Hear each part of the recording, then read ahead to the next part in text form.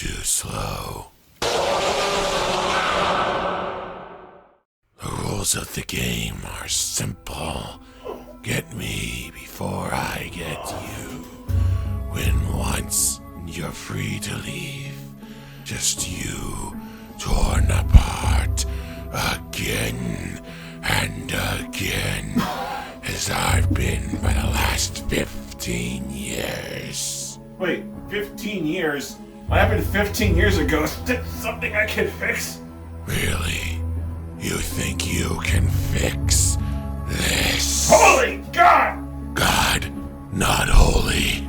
You're not the first to rip into my games, to tear down others' hard work to feel bigger in your small, pathetic life. That's not what that was. It's all to share with other people and to have some fun. Fun? Well, if that's how you feel, it'd be a shame for you to leave your work unfinished.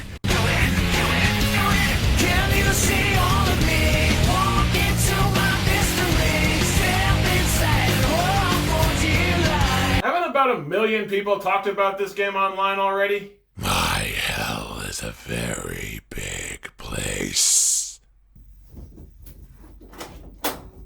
Oh my god, I understand why Steam banned this game. The fuck? Like, it doesn't have anything to do with Sonic. It's such a bad Sonic game! What the fuck? I'm the legal age to have sex. Do you want to suck my pee-pee? This looks awful. What the fuck? Why you playing this? I'm sorry, I thought BMC Studio was a good studio. I can scarcely believe that we've made it to 200 episodes of this show. I never would have gotten this far without finding a viewer base that actually enjoys listening to me ramble about video games. Hell, I've got fan art now! I never thought that was going to happen.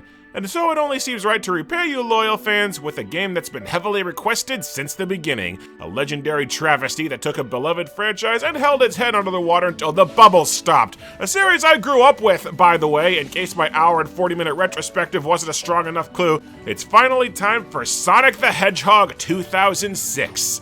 For the longest time I couldn't review Sonic 06 because I didn't have a console that would run it. Apparently I do now. So here goes. The game opens with a cutscene in some fantasy kingdom called Solyana, where a princess named Elise is having a ceremony to do something with a magic fire, and she has a vision of friggin' Bahamut destroying the city as she does so.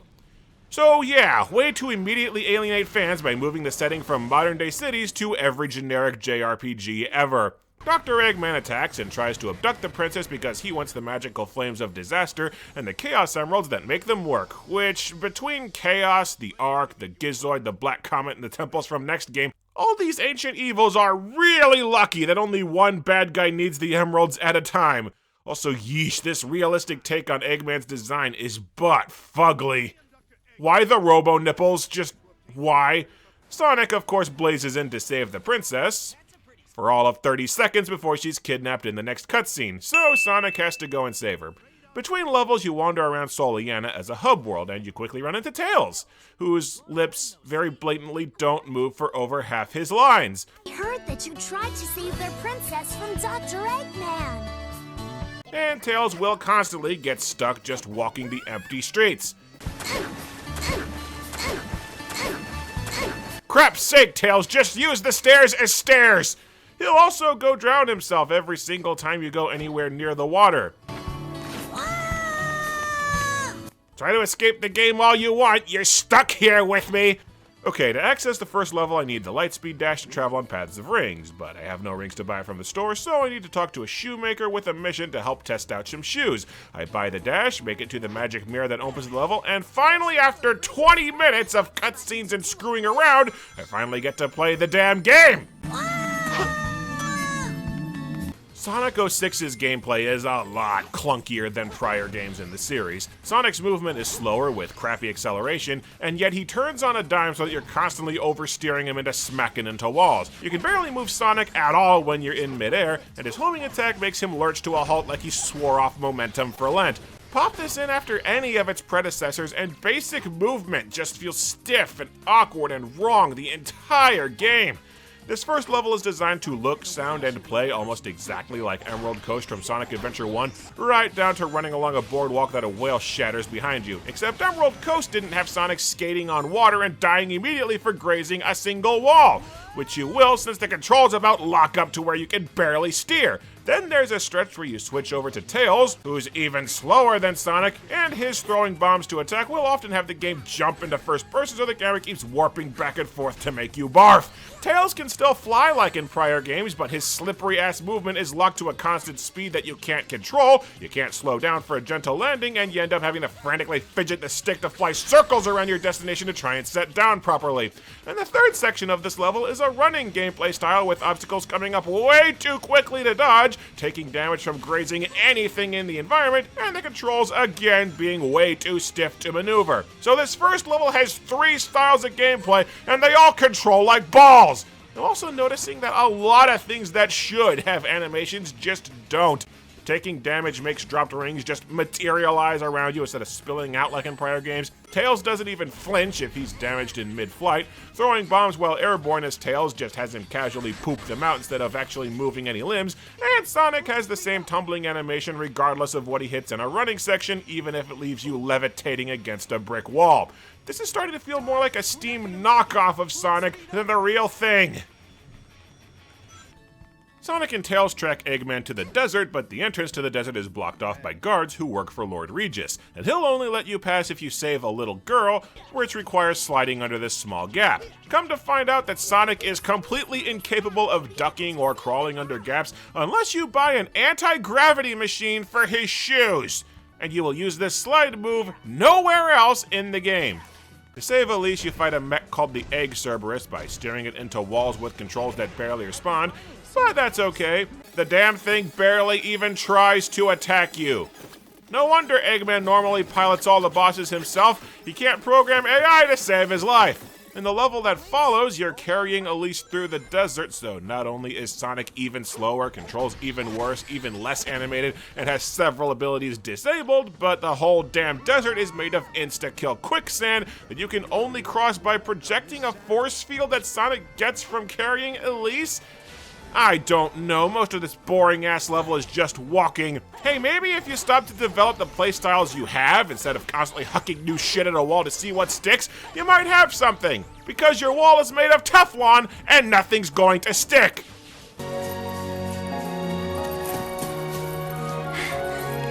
Feels great, doesn't it?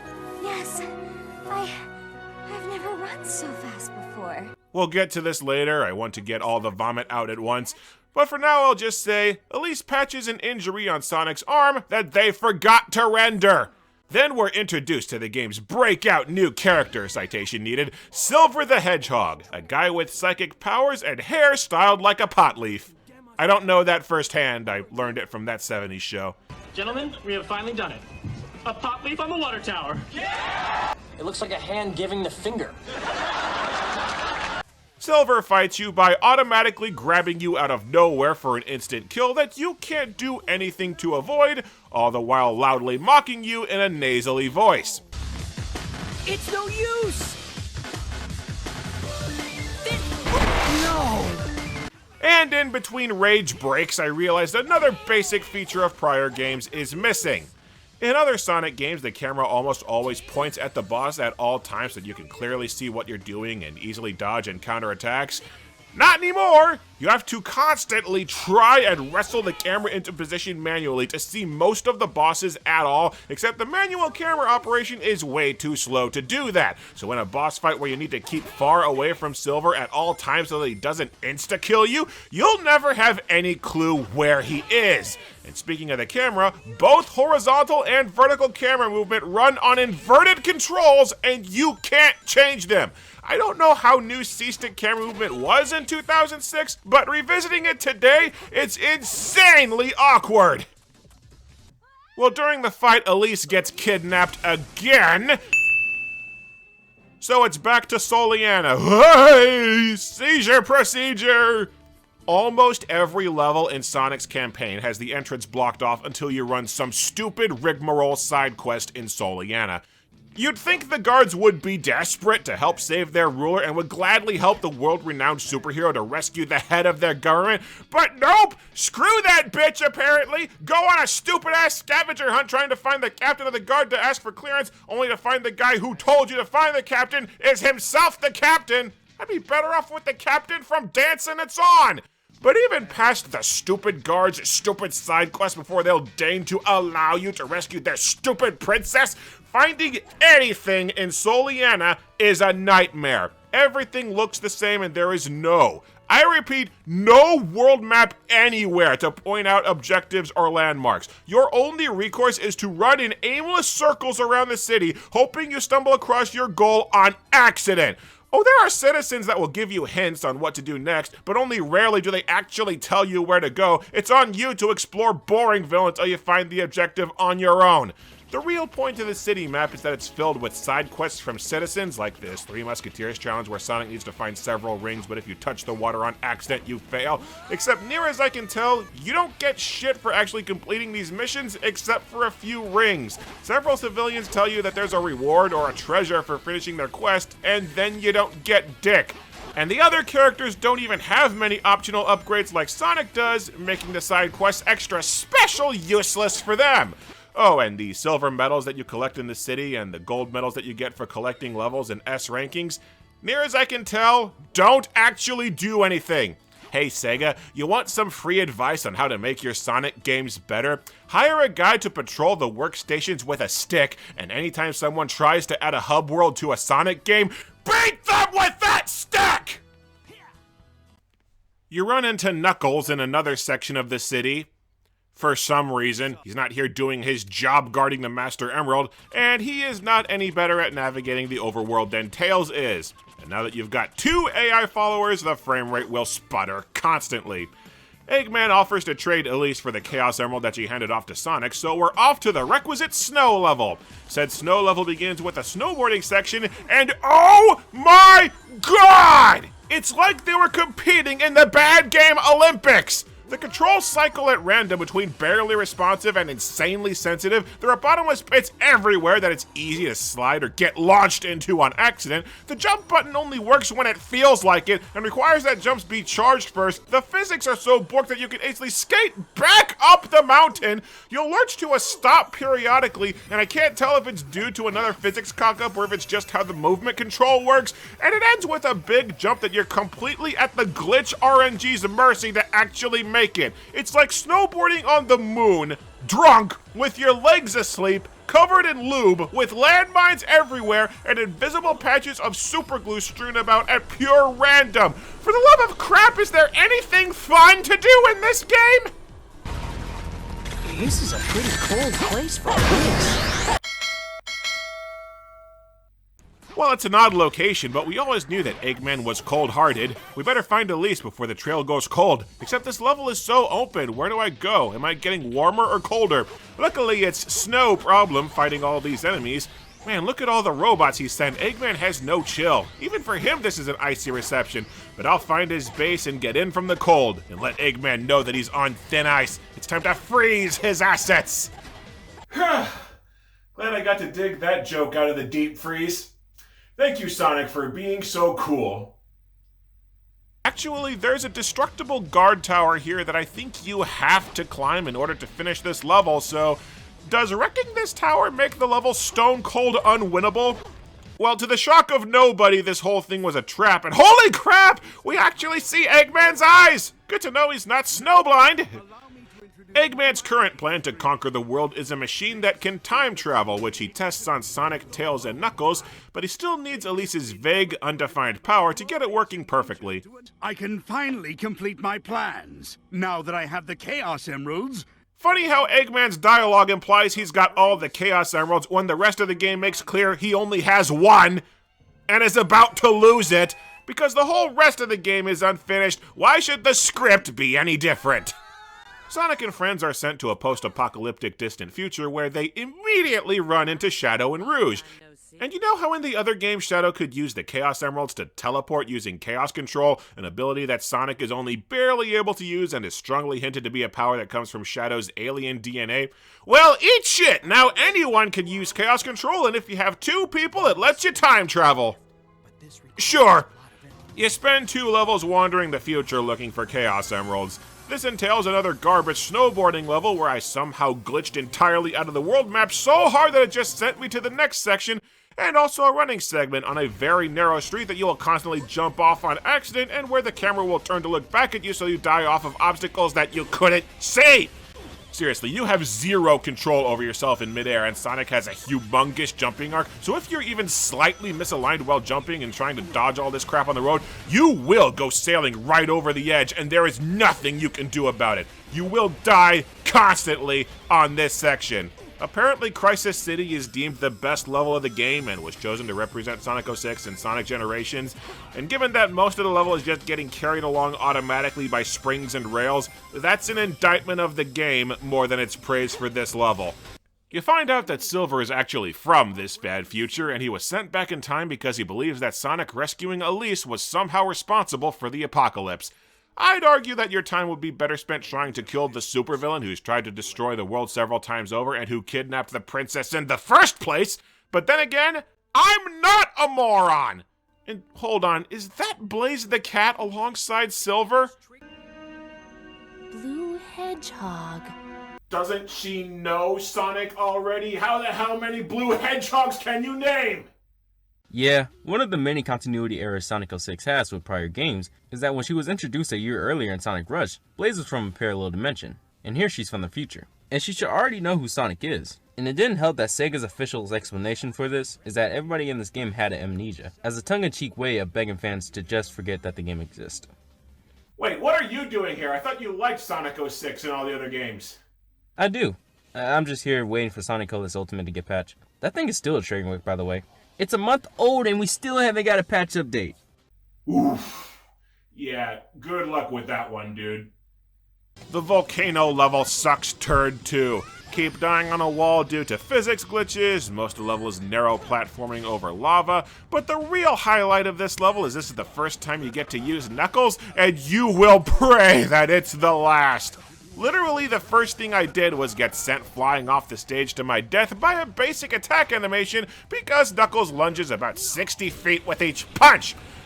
Pretty much the one thing that Knuckles does is climb walls to cross rooms, except he can barely even do that. He'll drift so far off the wall you're afraid he's just gonna fall off. What direction you move when you tilt the control stick is completely randomized, and most of the time trying to jump off of said wall just flat ass doesn't work for no clear reason. And the first thing they have you do with this bugged out character that you have no idea how to control is run a tightly timed obstacle course puzzle to set off 5 lights over lava with virtually no room for error before the puzzle resets and you have to start over. Treasure hunting doesn't look so bad now, does it? Oh no. The heroes get their Chaos Emeralds and return to the present where... Fool! While you were still learning to spell your name, I was being trained to conquer galaxies! The next level is a train where you have to haul ass through... They screwed up coding the loop-de-loops. Those are supposed to be pre-scripted. You have to haul ass through the level to disarm bombs before they blow up the train with Elise aboard, and so much as one innocuous little mistake on one part of the level kills you. And then you have a running section where a momentary innocuous little mistake kills you more. It's odd that the game doesn't have any game over screens, given how often you'd see them if they did. You save Elise again, Silver shows up to fight again, and Eggman kidnaps her again. Why did Eggman put Elise on an exploding train if he still needs her alive for his plan? Brilliant! Sonic saves Elise once more and carries her through a jungle level where you have to launch off a bunch of vines that, say it with me, often glitch out and kill you. And this is where I have to stop and talk about, strongest air quotes possible, the romance. The game starts using very long cutscenes to bludgeon you over the head that Elise is in love with Sonic. Because, when he rescues her, they go through scenic areas. And that's pretty much it.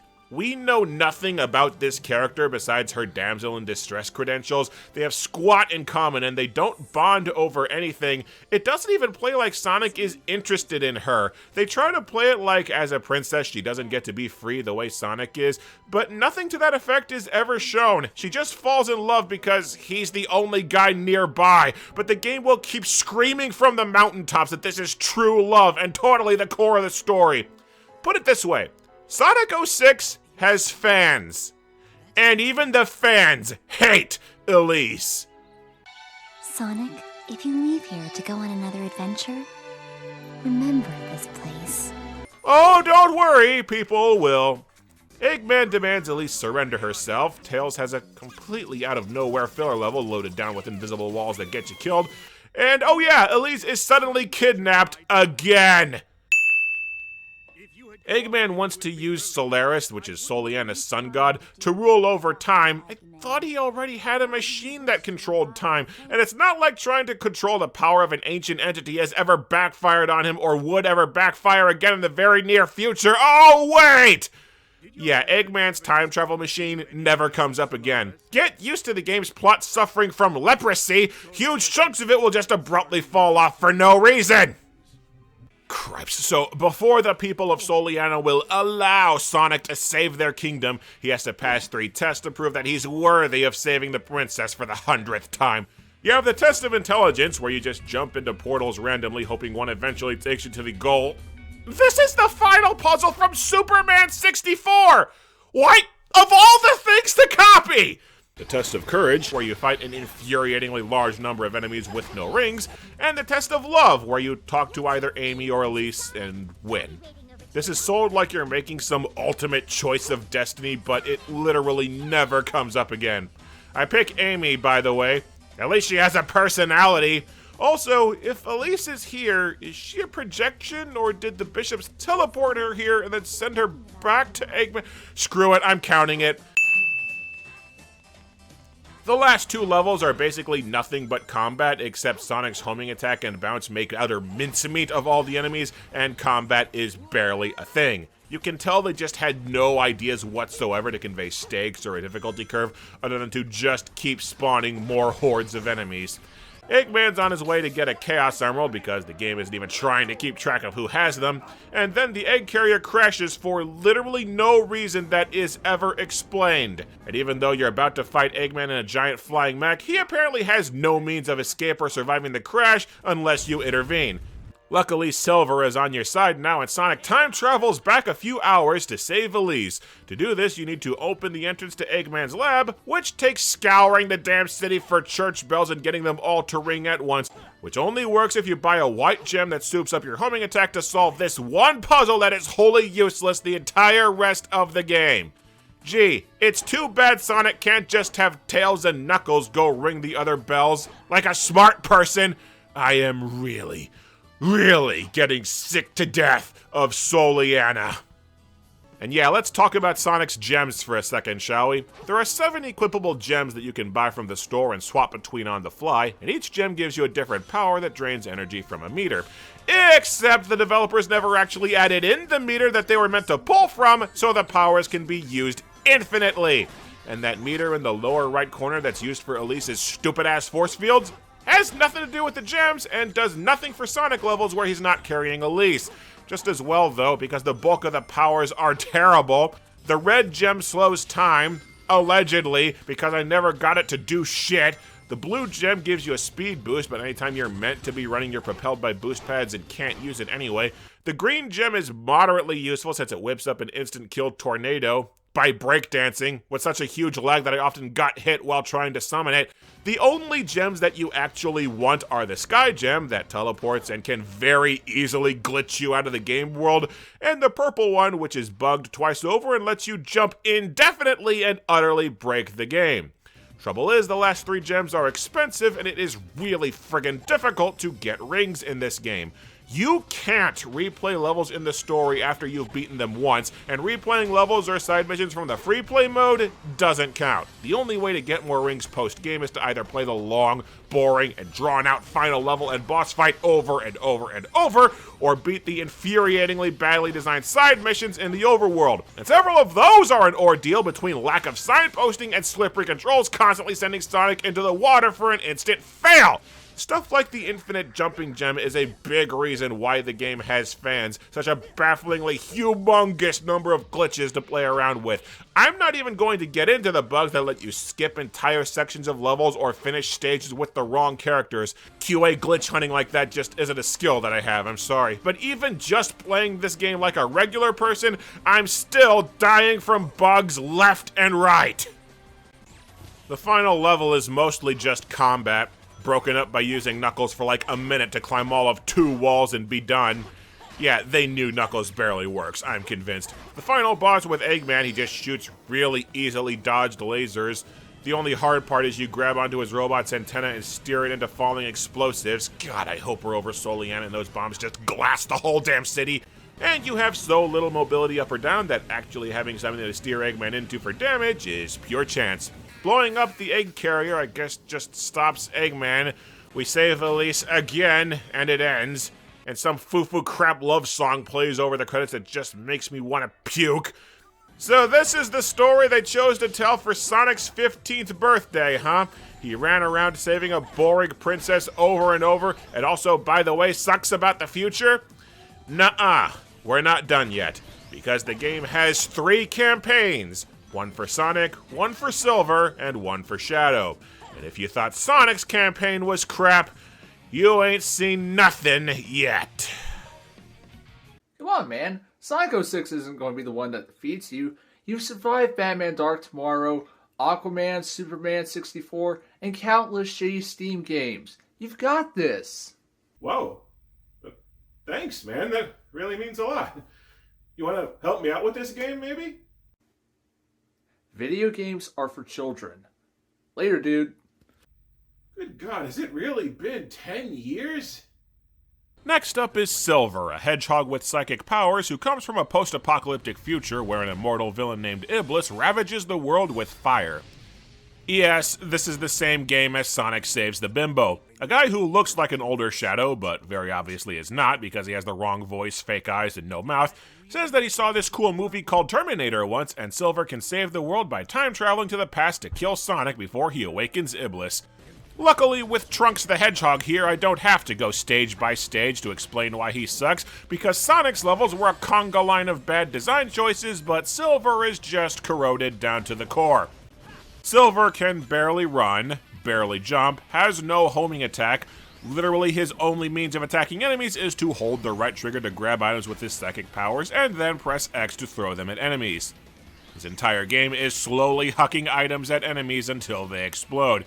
And as agonizingly slow and uninteresting as Silver's gameplay is when it works right, the catch is Silver almost never works right.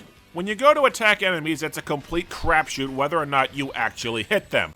Most of the time, the objects you lift will crash into each other to tumble to the side and do nothing, or they won't count because they scraped the ground on the way to their target, or Silver just flat-ass won't hit the target or aim at the wrong target, or even if you hit your target, it just won't count. Silver's one primary means of attack barely friggin' works, and there's a lot of combat in his levels. Combat that is spent standing around hoping that the game eventually works right. A lot of enemies you're meant to grab their missiles out of the air to chuck back at them, except Silver won't reliably do that either, and you will take a crap load of damage from Silver just not grabbing projectiles when commanded for no friggin' reason. If Silver runs out of rings, and he will, a lot, it's a complete death sentence because the combat is so mind-bogglingly poorly coded. And I think the devs caught on that Silver is completely friggin' useless because one of the first upgrades that he gets is the ground pound that stuns enemies so that you can insta-kill them with a throw. Come to find out that it works on almost everyone. They knew this guy sucks. And even that move you have to get so close to use it that you're still going to constantly take damage. Silver's platforming isn't much better. The dude runs at a snail's pace, which makes wandering around Solyana trying to open up the next level so much the fun! Silver's got a levitation move where he can float a ways and then fall down, except you know how most 3D platformers put a shadow directly underneath your character to make it super easy to gauge jumps? Yeah, they didn't do that, so good luck judging all the tiny narrow-ass platforms that are spaced as far apart as possible! And I hope you remember to land and wait for your energy to recharge in between every single jump, or else you're dead! And the most infuriating thing about Silver's platforming? The rat bastard can fly! Why am I screwing around with this rinky-dink hover mechanic when literally the first thing we see in the campaign is Silver flying? You have brief reprieves from playing Pothead the Hedgehog, the drunk Jedi dropout, where you play as Blaze or Amy. And Blaze is hands down the best character in the game. She controls way more fluidly than the other characters, and she's basically just Sonic moving faster and with a double jump. I can't tell if she's actually fun to play or just that big an improvement over Silver, but playing as her just ever so briefly makes me stop hating this. I just fell out of the game world. So of course you only use her 3 times, and each time it's only for like a few minutes. Amy, meanwhile, has literally no moves except a double jump and 1 hammer swing that has no damn range to it, so you'll always take damage back. She's completely useless. Actually though, I had to research the game afterward to find this out because I'm pretty sure that the game never tells you. Amy can turn invisible. Zero explanation as to how. But my guess is that she turns invisible out of embarrassment because we've graduated from panty shots in Sonic Adventure 1 to full-blown upskirt ass shots of the underage girl! Silver's second level is like a masterclass in bad game design, full of branching paths that lead absolutely nowhere, tons of platforming elements glitch and don't work right, and the level is so horrifically signposted with hints often triggering out of order that it's never even remotely clear where in the hell you're supposed to go. Come to find out, the level is built this way because it was designed for Rouge. They recycled this level wholesale from Shadow's campaign where you can glide to the exit in about 2 minutes. They do this a lot, by the way. Blaze's filler level on the beach, I'm like 90% certain is just Tails' filler level on the beach again. It also probably explains why Silver's snow level has so much completely empty open space, again making it confusing to navigate. It's my best guess anyway. It's a real cold case. The one time they try to use Silver's powers for actual physics puzzles, they come up with the Egyptian billiard ball puzzle, where you have to push a ball down some halls with extremely limited pushes, loads of pits that reset the puzzle, and a physics engine that hates your guts. It takes some players hours to beat this one section. And Silver's second to last level, you have to levitate a box across a gap to continue the level, with no clue that your powers suddenly work this way. And because this game's physics engine was fished out of a landfill still covered in dead fish and dog crap, the box launched into the stratosphere and landed somewhere that I can't reach it, and it stopped respawning. Game's been rendered unwinnable until I kill myself. This campaign is so boring. I need something to entertain myself. Normally I'd have one of my favorite YouTubers like Rerez binging alongside me on my laptop or phone, neither of which came with me to this hellhole! Because I got a feeling that I'm going under. But I know that I'll make it out alive. Okay, a little further to go until the base. Bleeding till I can't breathe. Hey, I heard someone needed help with Sonic 2006. I'm without your kisses. I'll be needing stitches. Dripping over myself. That's just not good. Another little quirk to the game that will repeatedly bite you in the ass is that the game doesn't autosave. Ever. You have to save manually if you want the game to actually record your progress. Normally this is fine, the game brings up a prompt after every boss battle and every level, but it doesn't prompt you to save after running errands in Solyana. Spend 15 minutes looking for Lord Regis so you can get onto the desert level and then get a game over because Silver's combat is broken down garbage and drops you into rooms swarming with enemies that his attacks work even worse against than normal. Then congratulations, numbnuts! You have to track down Lord Regis again because your dumb ass forgot to drop a save. or when said levitating box instant forced me to redo the damn bishop's tests again. And Silver has different tests from Sonic, leading me to believe that this religion is full of shit. Silver has the test of friendship, killing dudes, the test of heart, killing more dudes, and the test of memory, where you answer 3 questions by going through portals, and if you actually stop to read the questions, the game gives you a bad ranking. The only problem with the memory test is that between every friggin' question, the game has to stop and load, because one of many things that Sonic 06 is known for is that it has to stop and load a lot. It loads levels, obviously, but it also has to stop and load multiple times in the middle of levels, before and after quests in Solyana, and just to load a text box of what to do for a side quest in the overworld. It's non-friggin' stop. Also, does the music for the warehouse section of Solyana sound familiar to anyone else?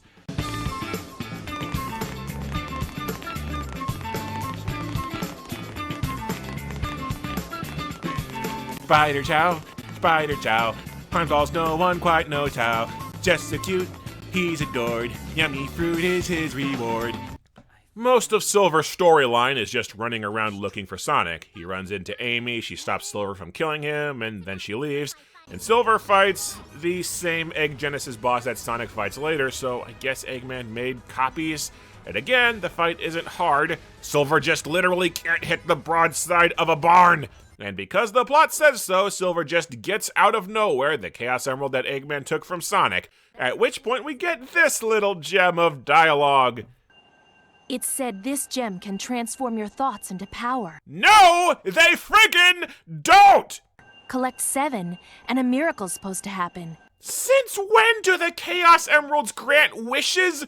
Up to now, they've just been a power source. If the Emeralds function like Aladdin's lamp on steroids or like the Reality Infinity Stone, I think the older Sonic games would have played out a lot differently. Silver also raises the question of whether it's right to kill someone to improve the future, a question that'd carry much more weight if Silver weren't an imbecile very blatantly chasing after the completely wrong person. The game is so desperate to pad out Silver's campaign that there's a mission where Amy just comes across Elise breaking out of a prison, defends her from a few robots, and then Elise gets kidnapped again! They stopped the plot dead to fit in another kidnapping, with this whole diversion having added nothing to the plot! Mephiles. Wait, the Grey Shadow's name is Mephiles? When did Silver find that out? He has literally never heard the guy's name! The only important story... Wait, where's Blaze? She was with Silver like 3 seconds ago, and now she's just vanished. The only important story bit comes when we see the aftermath of Silver's fight with Shadow. A fight where Shadow spends pretty much the entire battle stuck running into a wall. World's ultimate life form, everyone. Shadow pieces together that Mephiles is manipulating Silver to try and destroy the present. Why, it's not like the bad guys are down for the count in the future. And because, of course, Silver can use Chaos Control after having just found out about it, they time travel back 10 years. The king of Solyana was trying to harness the power of Solaris, but he screwed up and somehow created Iblis and Mephiles in its place. To stop Iblis, the king binds the flames of disaster inside Elise, warning that if she ever cries, it would release Iblis and destroy the world. Elise crying would release the spawn of an evil god and doom the planet. But why would you? How did he even?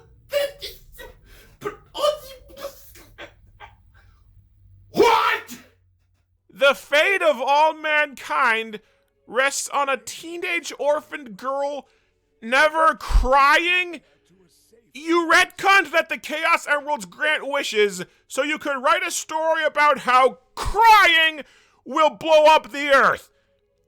That might just be the dumbest plot twist I've heard in years. What you're telling me is that all Eggman needed to complete his plan was an onion!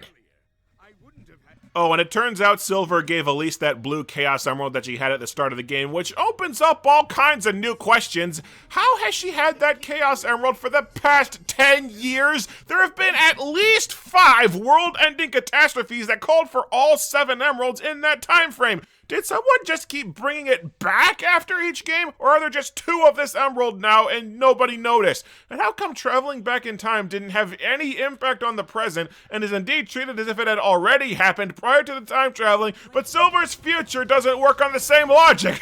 These time paradoxes are hurting my brain. Circumstances have changed. Chaos control! It actually drove me nuts trying to figure out where in the hell Silver got the white Chaos Emerald from. I think he stole it from Elise's dead dad in the past, meaning there hasn't been a white Chaos Emerald in this timeline for the past 10 years, again, for all these games where all 7 emeralds regularly come into play. You created a time paradox. Rather than help Sonic go back and rescue Elise, you know, the girl who has the world-ending villain sealed inside her tear ducts. God, this is stupid! Silver and Blaze decide to go back to their crapsack future because Silver figures that he can just seal Iblis inside himself. We don't have to change the past. Yeah, but, you know, maybe you should still try to go and fix history, given the untold billions of people that Iblis has killed, the incalculable ecological damage, the utter collapse of civilization, and the way everyone's lived in abject misery for decades. Plus, I'm pretty sure you just doomed Sonic's timeline, given you ganked 2 of their Chaos Emeralds into the future and now have no means of traveling back to the past to return them. Dumbass! And the writer has decided that we need a sad ending, so binding Iblis doesn't work unless Blaze fridges herself into another dimension. Yeah, bet you wish you'd fixed time when you had the chance, don't you prick? Yes, it's because you're stupid! Also, and this may be a stupid question, if Chaos Control suddenly lets you transport people to other dimensions, why wasn't Plan A to just try that on Iblis? You may have noticed that even though the impetus of this plot is Mephiles manipulating Silver, the 2 never square off to resolve that relationship. They want it so that each of the 3 leads has their own villain, which makes the plot even more disjointed when each of our heroes couldn't care less about stopping 2 major bad guys. And speaking of Mr. Short, Dark, and Brooding, there's only 1 campaign left to suck through. Fun fact, both Sonic and Silver have bugs that let you skip straight to the end credits of their respective campaigns, and if you do it too early in Sonic's, you never unlock Shadow's campaign, and your save file is rendered permanently unwinnable. Apparently, since the last game, Shadow has started working as a secret agent. For gun!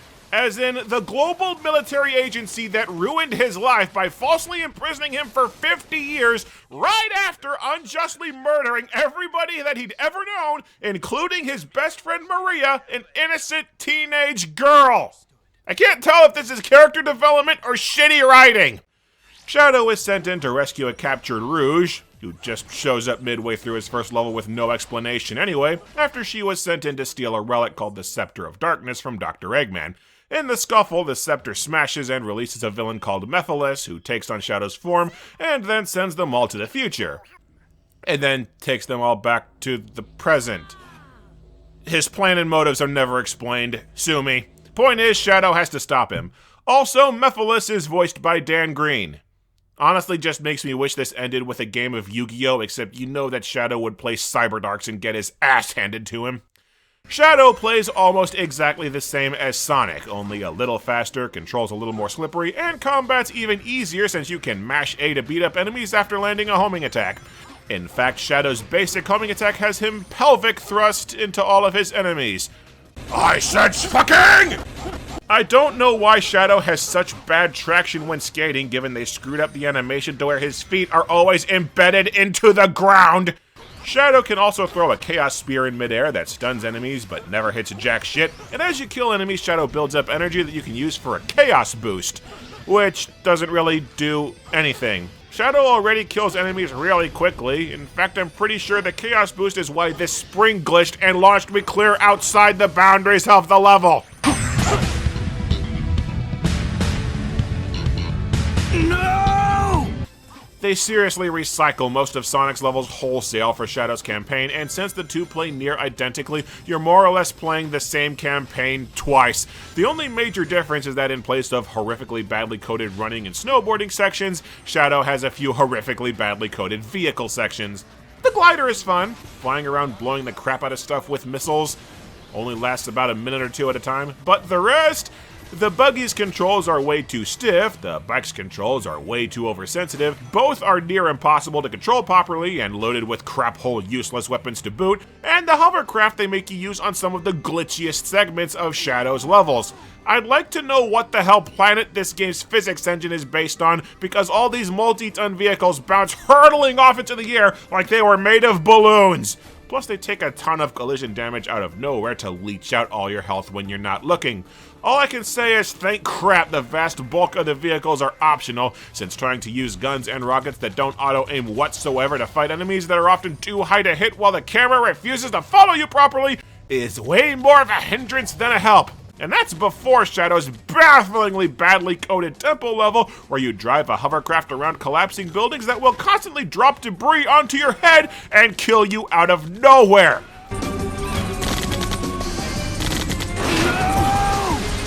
Oh, and apparently Silver's snow level was full of useless space because it's recycled from Shadow having to find and blow up some searchlight towers. Glad we got that settled with cold hard facts. Of course, there are two other playable characters with Rouge and Omega. Two of Rouge's sections are pretty much just glide to the exit, but one of her sections has you tracking down 3 keys. Sounds like a neat throwback to the adventure games and a decent change of... Oh god! Oh god, I'm gonna be sick! The camera will have seizures non-stop in this level, on top of Rouge sharing Knuckles' glitch where she'll just get stuck in walls that you try to jump from. You'd think that at least one character in this whole damn game would actually be finished! Omega, meanwhile, has 2 attacks, a lobbed projectile that'll often drop at his own feet to not do crap, and a homing shot where you sweep a cursor over enemies to shoot them, except they completely forgot to actually put the damn cursor in there, so you just hope that the game actually shoots right. Shadow's campaign is probably still the best in the game, just because they don't make him fart around Solyana in between most of the levels. Believe me, that makes all the difference. Alright, plot. Shadow frees Mephiles, who transports Shadow and Rouge into the future, and it's here we get a precise number on just how far Silver's from in the future. It appears we've gone through time. Approximately 200 years. 200 years! Silver didn't see fit to try and fix 2 full centuries of fire and dead people! Yes, it's because you're stupid! In a sequence that reeks of we had to cut a lot of stuff, they just immediately run into Sonic, who I guess it's just pure luck the 2 groups happen to be sent to the same time period, and Shadow just immediately knows how to get back to the present, and they recycle both of Sonic's entire future levels. They're going to make me do Knuckles' lighting puzzle again, aren't they? Oh, you sacks of shit. And by the way, being sent 200 years into a post-apocalyptic future doesn't stop Shadow from finding fully armed and perfectly functional rocket buggies and gliders just sitting around. Where'd he get those? Shadow stays behind to fight Mephiles in the future, meaning that he can't go back to the present, and in the present, Rouge's boss asks her for the wrong MacGuffin. Report your status immediately. Have you retrieved the Book of Darkness? Rouge helps Shadow by asking Omega to sit on ass for 200 years, which he does, and then because they've completely written themselves into a corner, Mephiles just sends Shadow back to the present for literally no damn reason. His plan and motivation are so non-existent that he straight up helps his mortal enemies. Shadow decides to interrogate Eggman, and in a rather funny twist on Sonic's level, Shadow has to blow up an Eggman train instead of saving it. Except it's still annoying, with you being forced to rush a level where it feels like the homing attack will constantly overshoot jumps and send you to your doom. Eggman tells Shadow about Solyana's experiments on using Solaris for unlimited energy, and then in another transition that might as well read several missing scenes here, Shadow and Eggman just teleport to Sonic's second meeting with Silver with no explanation, with Shadow doing nothing while Elise is kidnapped. Oh, and despite not knowing a single thing about Silver whatsoever, the mere mention of Mephiles' name lets Shadow piece together everything that's going on. Are we sure that Silver is the one who's psychic here? This dude is an even more infuriating pissant the second time you fight him. You need to wait for him to pick up objects in the environment so that you can attack, except he won't do it. You need to trap him in the middle area of the arena and keep there yourself and just hope that he doesn't grab you out of pure luck. There's a reason most fans vote for the best scene in the whole game is the part where Shadow kicks Silver in the back of the head. Okay, time travel to the past. There's a brief section where you play as Silver, and pretty much every time you cross a gap, you'll hear Shadow jumping into a bottomless pit to his death, and then screaming when he fails to escape the game. No! Shadow seals Mephiles in the scepter that the king just pulled out of his ass, and then he gets a new scepter in the present, and the remainder of the plot is looking for Mephiles. This only proves you were created to stop Shadow, the ultimate life form. Well, considering that Omega was built by Eggman, who does nothing but fight a guy with Shadow's exact skill set, I'll take no shit, Sherlock, for 1,000. You may have been programmed by humanity. Is that another character backstory that they just want us to forget? Because it's in his friggin' name! I need to contact E123 Omega. The E stands for Eggman! Mephiles reveals that mankind turns on and imprisons Shadow in the future because he's too powerful and they don't trust him. So the next time someone tells you that Zack Snyder's Superman is such a groundbreaking revelation, point out that he ripped off Sonic 06! And Shadow's reaction to these revelations is a shrug, and the theme is explored no further. I determine my own destiny. Shadow's writing is actually a vast improvement on the last few mainline appearances where he mainly angsted over his forgotten past, and Shadow's new characterization as being strictly business and serious-minded is a welcome change and a good foil to Sonic. I just think the writing makes Shadow a little too apathetic at times. There's a thin line between serious-minded badass and aloof douchebag, and when Shadow is refusing to share intel with teammates and is violently impatient for everything in the game to be over, he crosses a little far to the wrong side of that line. The last few missions of Shadow's campaign have you fighting the fiery demonic Iblis goons from the future and the lab flashback, enemies that are very explicitly not supposed to exist unless Iblis has been unleashed. And spoilers for the last story, he hasn't! They filled 2 whole levels with the wrong enemies. I know the game's development was rushed, but how do you mess this up? He's probably looking for the Chaos Emerald that's supposed to be there. He already has a Chaos Emerald! He brought one back with him when he took Silver and Blaze to the present! Whatever, desert level. This starts with a hovercraft section where going over any slight bump has the damn ship flip over and kill you instantly with sand because things in this game have no mass. And I wandered around like 10 minutes trying to figure out where the hell you're supposed to go because this critical hint icon that tells you to drive between the pillars wouldn't friggin' work the first several times I tried it. Mephiles wants to merge with Iblis and destroy all of time because shut up, and he couldn't just do this from the future where there's nobody to stop him because I said shut up.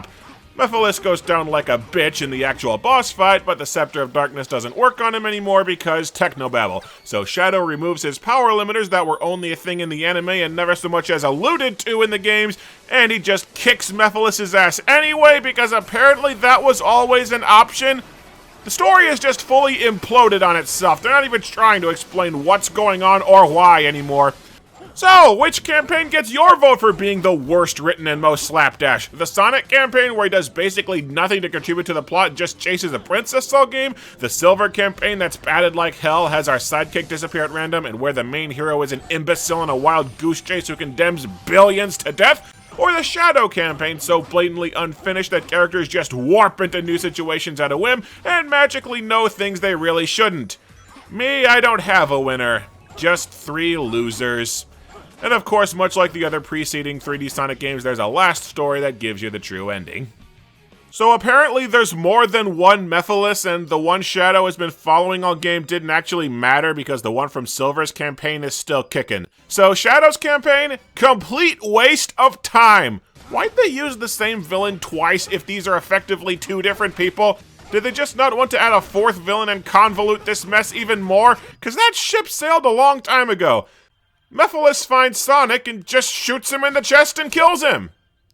So if the dude could always just casually obliterate Sonic anytime he wanted, why the hell was he trying to trick Silver into doing it? Silver's campaign, complete waste of time also.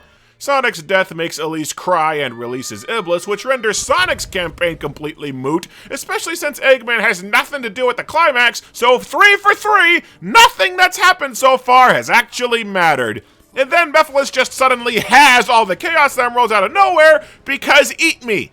So the final villain of the game is Solaris, an ancient god we don't know the first thing about, that's only introduced about 5 seconds before you fight it, and it starts destroying all of existence because eat me, and it just happens to pull all the main characters, including yanking Silver from about 2 centuries into the future, into a pocket dimension so that they don't get erased because eat me, they've completely given up on trying to explain anything that's happening. I know I complained about Dark Gaia being a bland and boring villain in Sonic Unleashed, but at least Ancient Spirit tasked with destroying the world because it's his job is something of an understandable motivation. We don't know anything about what's going on with Solaris or why it's keeping all the heroes alive for no reason.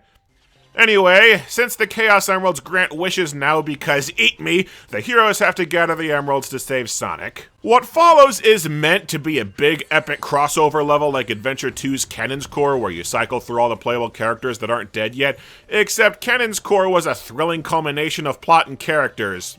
This is a brutally difficult death trap. If you thought the platforming was a slippery, bugged mess before, now they throw in a shitload of insta-kill black holes with gravitational pulls that constantly yank you off course, with several placed right next to absolutely critical jumps. Silver gets it the worst, since they make you use his weak-ass levitation power over a sea of instant death sand. This one jump right here is the utter bane of my existence. You have to jump to a narrow ledge, surrounded by pits, right next to a black hole pulling you to your death with no solid foothold. I'm fairly certain this jump is just flat-ass impossible, unless you hit this green sphere to make the rifts temporarily go away, and then just instinctively know to haul ass to this jump before it wears off. Yeah, there are green spheres that temporarily make the rifts vanish so that you can— Oh, you son of a bitch! The game just opened a black hole in the middle of my head! Oh, and these levels are timed, by the way. Take too long without resetting the rifts and reality collapses and you die anyway. So you get all the emeralds, and in the one moment of the game that's infamous online, Elise makes out with Sonic to bring him back to life. I am not going to object to this kiss on the grounds of ew, hedgehog to human lovin', because let's be honest, flip the genders and I know tons of people who'd toss it to Rouge in a heartbeat. I object to this kiss because Elise is a completely useless nothing of a character. They tried their damnedest to pitch that this is a romance for the ages, a love so powerful that it transcends time and space, and it's built on a girl with no personality, doing nothing but getting kidnapped over and over, and getting rescued by a guy who seems completely oblivious to the fact that the writer thinks he's in love. Sonic doesn't do anything except tell her to smile when she's feeling down. He acts the same way towards Shara in Sonic and the Secret Rings, and that's treated as strictly platonic. So a one-sided relationship of a girl pining for a guy because he took her to some pretty places is the love that saves all of time? Yeah. Eat me! I'm not even sure how the supersonic battle with Solaris is supposed to go.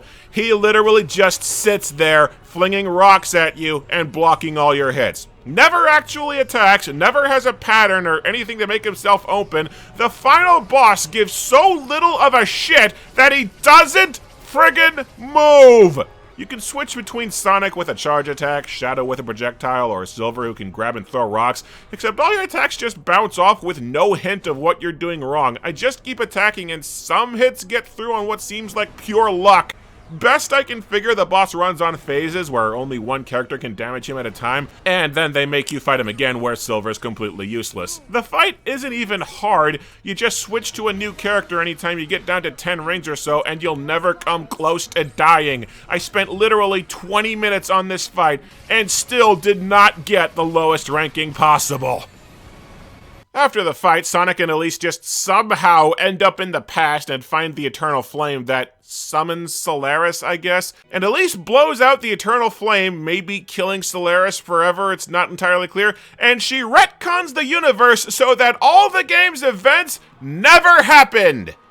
I am dead serious. Sonic 06 ends by erasing itself from existence. It's like they knew this game was a travesty and were trying to preemptively declare that it just never happened. The very mindset that Sega has had since the game's release. This feels so meta that it hurts. Oh, did you want to know if Silver's future got fixed and Blaze came back to life, or if Shadow is still going to be betrayed by humanity? Well, eat me, cause they didn't care about 2 of the game's leads. Just feel sad that Elise's shit-awful relationship with Sonic got retconned, and thank crap that it's finally over! It probably goes without saying, but this game sucks! I'm giving that one 2 thumbs down and a fart.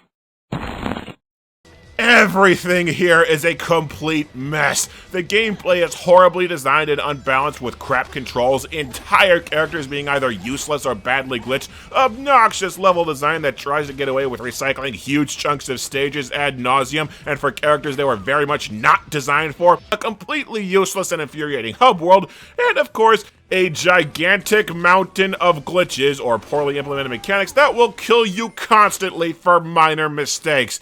The storyline is a complete joke, relying on vagueness to try and pass off an utterly inane and yet deeply confusing filler plot that's packed with useless, at times unlikable characters, and themes that are either insipid, non-existent, or brought up all of twice and go nowhere. It's admirable what the team was going for, a successor to the Sonic Adventure games with a grand scale of playable characters and an epic time-traveling storyline, but everything came out so irrevocably botched that whatever the game was trying to do is lost by horrific execution. And if it seems like the game was rushed out the door, maybe half complete, that's because it was. Sonic 06 went into development as a 15th anniversary celebration for the franchise, poised to launch on the Xbox 360, PlayStation 3, and also the Wii in 2006. But when Sonic Team got a look at the Wii system specs, they realized pretty quickly that a Wii port wasn't going to happen. The director of Sonic 06 then just bailed outright on the game to start working on Sonic and the Secret Rings, I guess having just decided on his own that the Wii still needed a Sonic game. So not only did Sonic 06 lose about half its staff when they were reassigned to work on Secret Rings, but the project moved to a completely inexperienced replacement director. Things went from bad to worse when Sonic's dear old dad Yuji Naka left Sonic to make his own dev team Probe. Viewers of my channel know how well that turned out, and when Naka left, he took another half of the dev team with him.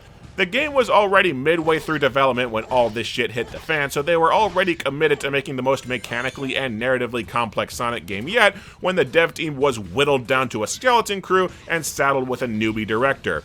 Even worse, Sega utterly refused to either hire more staff or push back the game's release because they were still dead set on Sonic's 15th birthday being a thing. The only way to get the game released was to haphazardly cut shitloads of gameplay and story content, skimp on QA and playtesting, and leave the technicals a complete mess.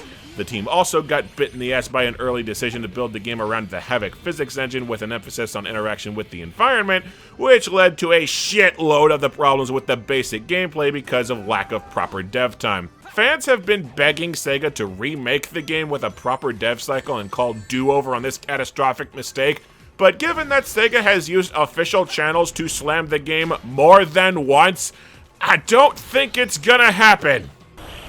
Huh, lumpy space princess, huh? Last time I met a princess, I don't quite remember, never mind. You knew the game was doomed the whole time, and still you trash it! Because Sonic 06 isn't even close to being the first or the last Sonic game that Sega actively sabotaged.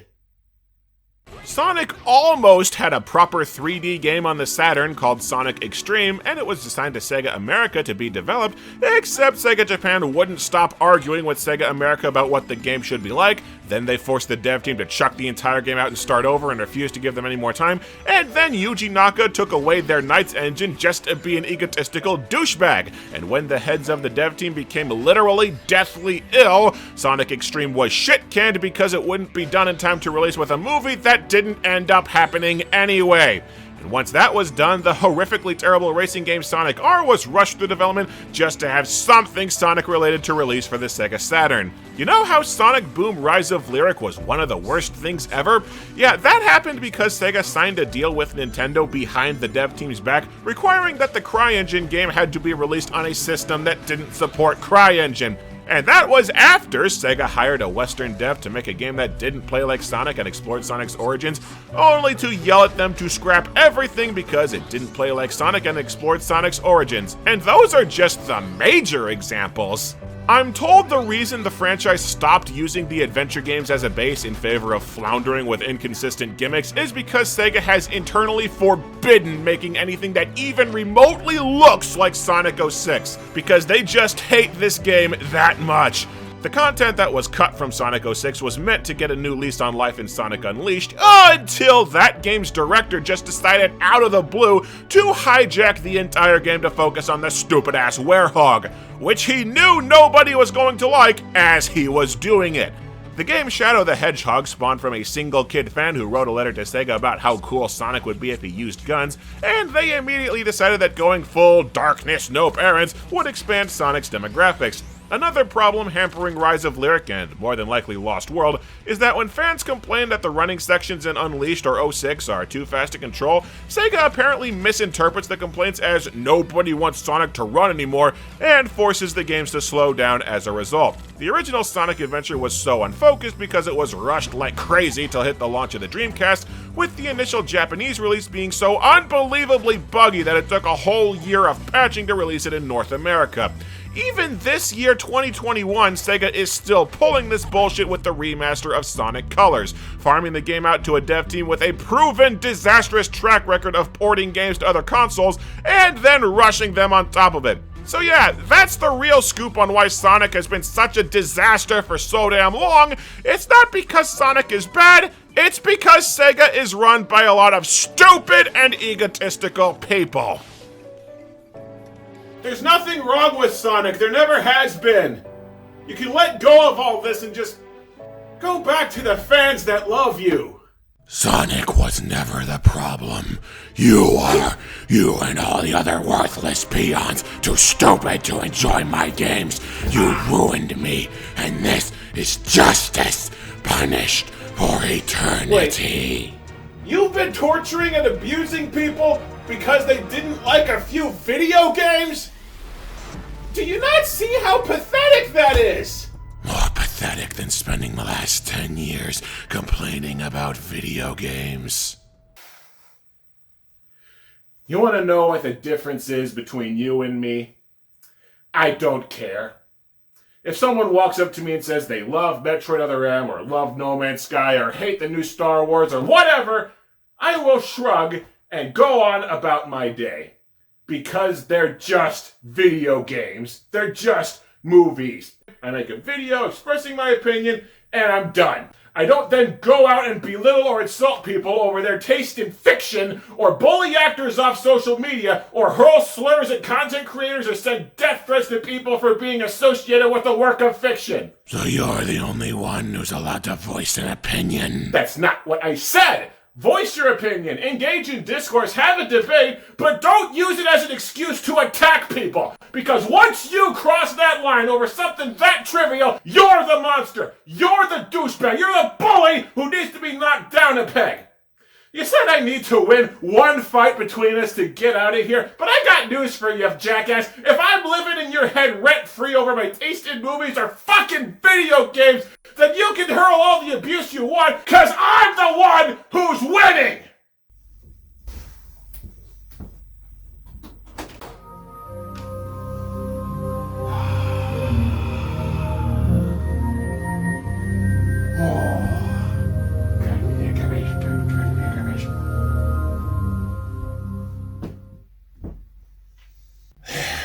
Is no existence where you can hide from me. Everything I am will find you and tear you down.